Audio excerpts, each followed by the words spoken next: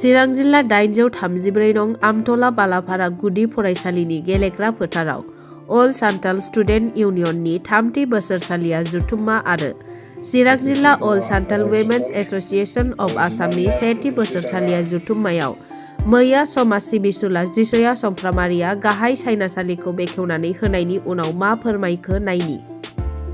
गिबियाव आंनि बे गासिबो चेनेल नायगिरि बिथांमोनखौ आंनि गोसो गोरबोनिफ्राय आं हामलायनायखौ जासिग्रोनाय थाबाय। नैथियाव दिनै आङो बे बुथियाफारा सामथाइबारि बुथियाफारा जायगायाव आंखौ सासे आलासि महरै लिंहरनायलाय बिथांमोननि लिंहरनायखौ आं माबानानै दिनै आंबो नुजाफैबाय। बिथांमोना आंखौ गोबां रेसपन्स होदों। बिथांमोना जे आंखौ मानि थाखाय लिंहरदों बेखौ आं मिथिया, खिन्थु रायजो राजाफ्रा मिथिगौ आंखौ मानि थाखाय लिंहरदों।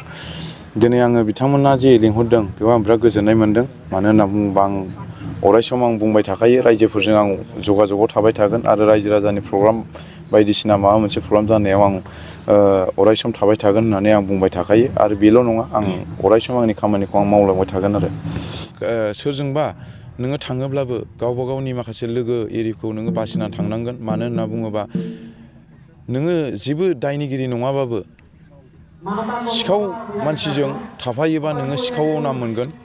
आरो जाग्रा मानसिजों लोंग्रा मानसिजों नोङो थाफायाब्लाबो नोङो जुदि लोंग्रा नङाबाबो नों लोंग्रा होननानै बदनाम मोनफागोन।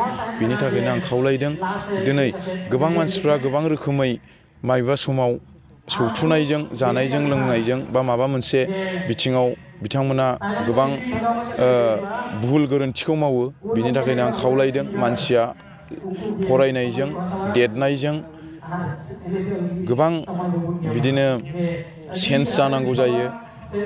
मानो होननानै बुङोब्ला गोबां मानसिफ्रा बिदिनो गोबां बिमा बिफानि खर' बारनानै गोबां बेफोरबायदिनो लोगो दिगिनि दारै गोबां प्रब्लेमाव गोलैयो। दिनै माबा मोनसे बुस्थु होआ होनना बुङोबा जानाय लोंनायजों नैबेखौ आं खावलायदों। जोंनि लाइमोनफ्रा जाहाथे स्ट्रं थायो आरो जोङो देरनायजों फरायनायजों लोगोसे जोङो जोंनि माखासे गोसोनि साननायफोरखौबो जों चेन्ज खालामनांगोन होननानै आं जोंनि रायजो राजाखौ आंनि इयुथ्स लेभेलनि माखासे लाइमोन जोहोलाव सिख्लाफोरखौ आं बेखौनो खावलायनाय थाबाय। आरो नोंथांखौ जोङो ससियेल मिडियानि गेजेरजों जोङो नुनो मोन्दों आरो नोंथाङा गोबां गोरिब थाखोनि मानसिफोरखौ अननाय आरो जायफ्रा गोरिब थाखोनि बिथांमोनखौ गोबां नोंथाङा हेफाजाब होदों। नोंथाङा सोरबा गोरिब थाखोनि मानसिफोरखौ नुयोब्ला बा खैफोदाव गोग्लैनाय मानसिफोरखौ नुयोब्ला नोंथांनि गोसोआ माबायदि मोनो? दिनै आङो नंगौ बुंनो थाङोब्ला आंनि हिस्ट'रिया बिराद गोलाव। मानो होननानै बुङोब्ला जेब्लानाखि आङो 13-14 बोसोरनि सममोन, बे समाव आंबो सासे बिराद गैयिनि न'खरनिफ्राय फैनाय। जेब्ला आङो 13-14 बोसोरनि समाव आङो बिजनेसाव लाइनाव आङो बिदिनो फिसा फिसौ बिजनेसाव सोरजोंबा हाजिरा मावनाय बा सोरजोंबा बिदिनो अबेबा थोनहरबा लायनाय, बेफोरबायदि आङो अनेक मानसि आङो दिनै आस्ते जानानै दिनै आं गोबां बिदिनो गोबां मानसिफोरजों गोरों मानसिफोरजों बेफोरबायदि आं दिनै सिनायजानो रोंदों। दिनै ससियेल वार्कार आं मानि थाखाय जादों होननानै बुङोबा, दिनै गोबां मानसिफ्रा बिदिनो थाखा फैसा धोन दौलत जायोबा बिनि गोसोआ अनेक चेन्ज जायो। दिनै आङो बेखौल' आं बुंनो सानो जे बै समाव जेब्लानाखि आङो 14 आरो 15 बोसोरनि बैसोनि जायो, बेयाव आंबो गोबां खस्थ'यै आङो दिनै सौसिनानै बेफोरबायदि अबस्थायाव फैदों। दिनै आङो बेखौनो बुंनो सानो दि आङो ससियेल वार्कार खामानि मावनाया आं जालांबाय थागोन। आरो आङो गोरिब गुन्द्राखौ आं मानि थाखाय नायो होननानै बुङोबा, आङो बै समाव आंनो गैखायामोन, दिनै आं बिदि लामा मोनबाय। दिनै बिसोर गासिबो आनान गसाइनि इसोरनि अननाय। दिनै आङो सोरबाफोर बायदिया जुदि दुखिया हावरिया बायदि मानसिफ्रा दिनै फैनानै आंनि सिगाङाव सोरबाफोर बायदिया गाबफैयो, सोरबाफोर बायदिया खावलायफैयो, बेफोरबायदिखौ आं दिनै जाखिनि हायो आङो आंनि पकेटनिफ्रायनो आंनि बिजनेस मावनानै मोननाय जा एसे एनै थाइसे थाइनै आं मोनो, बेखौनो आं रायजो राजानो सहाय होयो आरो आं होलांबाय थागोन।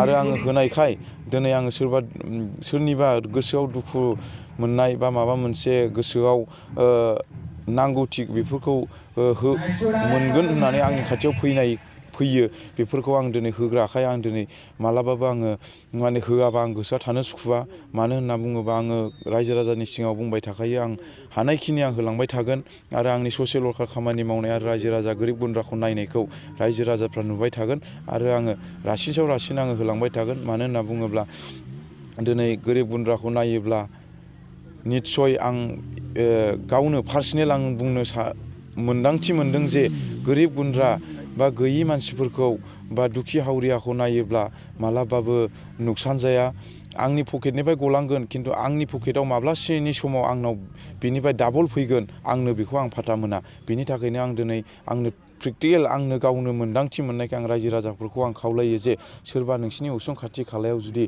गोबां दुखि हावरियाफोर जुदि दङब्ला अननानै जाहाथे नोंसोरबो सहाय सहायथाखौ होलायो खिन्थु गोरिब गुन्द्राखौ सहाय होनाया मालाबाबो खहा थाङा आं बेखौ खावलायो नोंसोरखौनो नायनो हागोन गोरिब गुन्द्राफोरनो होयोब्ला मा बिनिमय दं आरो मा मोननाय दङ बेखौ नोंसोरनो आनजाद नायनो हागोन आं बेखौ खावलायो रायजो राजाफोरखौ।